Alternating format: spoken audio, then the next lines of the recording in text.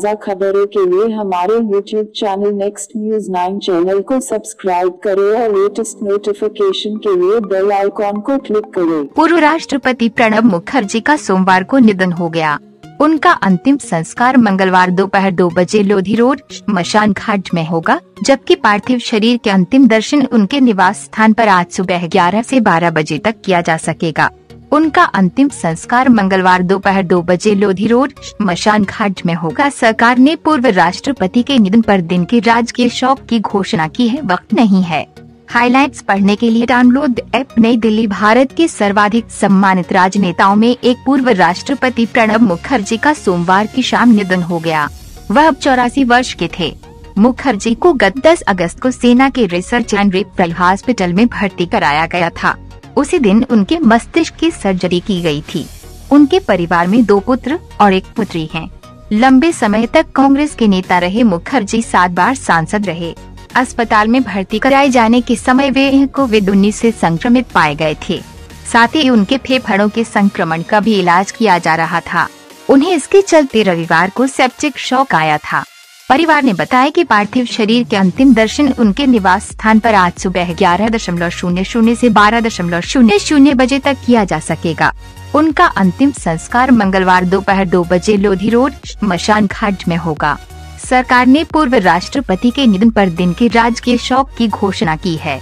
गृह मंत्रालय ने कहा कि दिवंगत सम्मानीय नेता के सम्मान में भारत में 31 अगस्त से लेकर 6 सितंबर तक राजकीय शोक रहेगा। इस दौरान देश भर में उन सभी भवनों पर राष्ट्रीय ध्वज आधा झुका रहेगा जहां ध्वज लगा रहता है।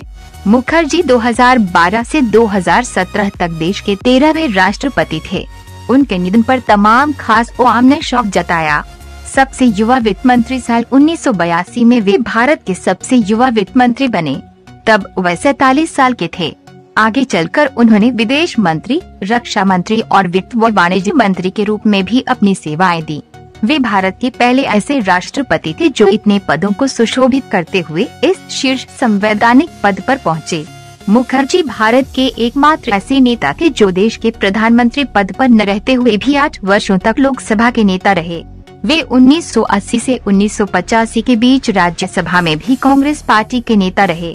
पूर्व राष्ट्रपति प्रणब मुखर्जी का निधन। कई दिनों से वेंटिलेटर पर थे। सबसे ज्यादा दया याचिकाएं खारिज की। प्रणब मुखर्जी 5 साल राष्ट्रपति भवन में रहे और इस दौरान उन्होंने कई बदलाव किए।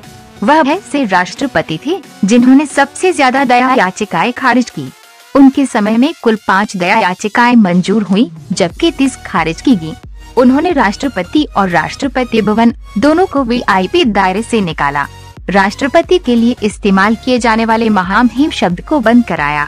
राष्ट्रपति भवन को आम लोगों के लिए खोलने की पहल की। PM से कम नहीं था। UPA में उनका कद PM से कम नहीं था। पार्टी और सरकार के पुल का पुल का काम वही करते थे, चाहे UPA के दौरान विश्वास मत लेने का मसला हो या 2011 में अन्ना मूवमेंट से निपटना रहा हो। ताज़ा खबरों के लिए हमारे YouTube channel next news 9 channel को सब्सक्राइब करें और लेटेस्ट नोटिफिकेशन के लिए बेल आइकॉन को क्लिक करें।